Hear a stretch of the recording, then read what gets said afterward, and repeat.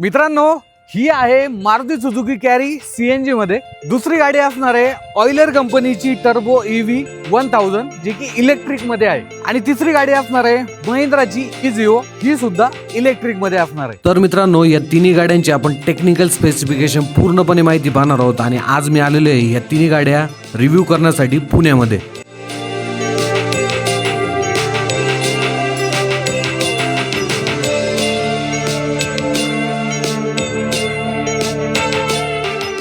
तर मित्रांनो, या तिन्ही गाड्यांचं कंपॅरिझन तुम्हाला आजच्या व्हिडिओमध्ये पाहायला मिळणार आहे। त्यामुळे जर तुमचं बजेट असेल एक 6 ते 7 लाख आणि तुम्हाला एक व्यावसायिक गाडी घ्यायची आहे तर त्याच बजेटमध्ये येणार आहे ह्या तीन गाड्या जर पाहिल्या तर त्या व्हिडिओच्या माध्यमातून मी तुम्हाला सांगणार आहे की overall specification, technical specification, deck length, payload, steering वगैरे कशी आहे, ओव्हरऑल गाड्या चालवण्यासाठी कशी आहे।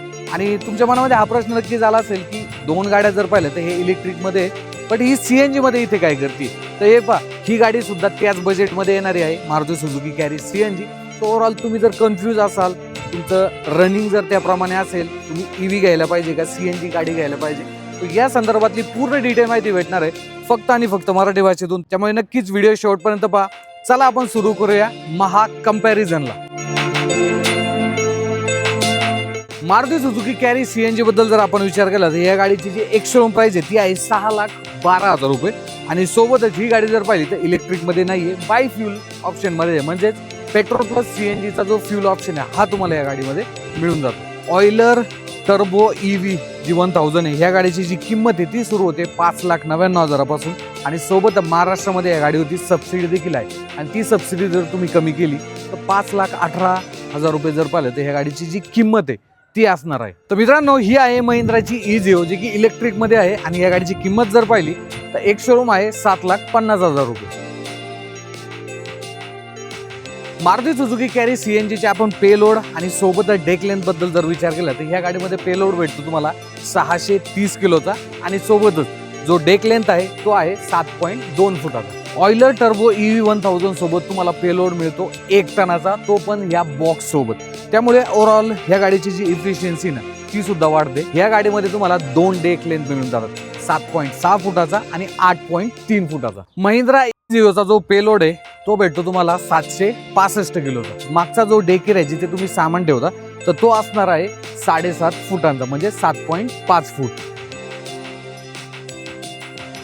गाडीच्या सीएनजी रेंज बद्दल जर आपण विचार केला म्हणजे एकदा तुम्ही जर सीएनजी फुल भरला तर ही गाडी जवळपास 160 किलोमीटर जे आहे ते जाऊ शकते। तिसरा मुद्दा असणार आहे आपला ह्या गाडीची रेंज आणि ओव्हरऑल डेक लेंथ। ह्या गाडीमध्ये जर पाहिलं तर ARI सर्टिफाईड जी रेंज आहे ती 267 किलोमीटर देण्यात आलेली आहे, पण जी रिअल वर्ल्ड जी रेंज आहे ती तुम्ही 180 किलोमीटर पर्यंत ह्या गाडीची रिअल वर्ल्ड रेंज घेऊ शकता। महिंद्रा इझिओची जी रेंज आहे कंपनीने जी क्लेम केलेली ती 160 किलोमीटरची आहे। तर मारुती सुझुकी सीएनजी कॅरी मध्ये जर पाहिलं जे स्टीअरिंग आहे हे तुम्हाला दिलं जातं मेकॅनिकल, म्हणजे साधं स्टीअरिंग आहे जे की जेव्हा तुम्ही रोडवरती असता, गाडी चालू आहे तर अशा वेळी जास्त काही प्रॉब्लेम येत नाही। हा बट ज्यावेळेस स्टॉप अँड गो ट्रॅफिक असतं, तुम्हाला अचानकपणे एका ठिकाणाहून दुसऱ्या ठिकाणी जायचं आहे, थोडंसं त्या ठिकाणी जे आहे ते हार्ड हे स्टीअरिंग तुम्हाला वाटू शकतं। सो माझ्या मते मारुतीने या गाडीमध्ये आता इलेक्ट्रिक स्टीअरिंग देणं गरजेचं आहे। ऑइलर ईव्ही 1000 टर्बो ड्रायव्हर साठी अधिक आरामदायी आहे। तर या गाडीमध्ये दिलं जातं इलेक्ट्रॉनिक पॉवर स्टीअरिंग जे की ड्रायव्हरचा ओव्हरऑल जो कम्फर्ट आहे ना तो देखील चांगल्या पद्धतीने होऊन जातो।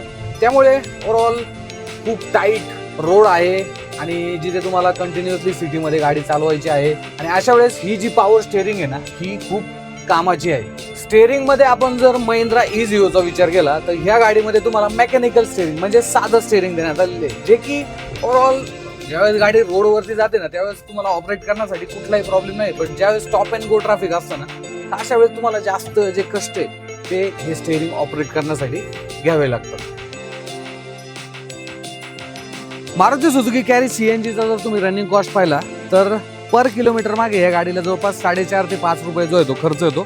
सोबतच या गाडीचा यूज जर पाहिला तर सिटी पर्पज साठी तुम्ही या गाडीचा जो यूज आहे हा तुम्ही करू शकता। ह्या गाडीची जी रनिंग कॉस्ट आहे ही 1 रुपया पर किलोमीटर मागे जर पाहिलं तर असणार आहे आणि सोबतच युजेस हे पहा ही गाडी आहे ना लॉंग रेंज साठी सोबत जास्त पेलोड आहे तर तिथे तुम्ही या गाडीचा यूज करू शकता। महिंद्रा इझिओच्या रनिंग कॉस्ट बद्दल आपण थोडंसं बोलूया आणि ओव्हरऑल ही गाडी तुम्ही कुठे वापरू शकता।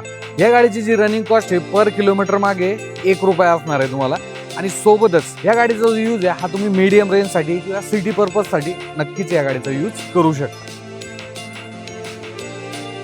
तर मित्रांनो, आता हे कम्पॅरिझन तुम्ही पाहिलं. हे पहा, मी सर्व तुम्हाला टेक्निकल स्पेसिफिकेशन, ओव्हरऑल रेंज या संदर्भातली पूर्ण डिटेल माहिती सांगितलेली आहे. यातली तुमची फेवरेट गाडी कुठली आहे आणि तुमचे काही प्रश्न राहिले असतील अजून देखील, ते सुद्धा कमेंट बॉक्समध्ये विचारा. सो जेणेकरून मी लवकरात लवकर त्या प्रश्नाची उत्तर देण्याचा जो प्रयत्न आहे हा नक्कीच करेल. बाकी हा व्हिडिओ तुम्हाला आवडला असेल तर नक्की शेअर करा. भेटूया पुढच्या असेच एका नवीन व्हिडिओमध्ये. धन्यवाद.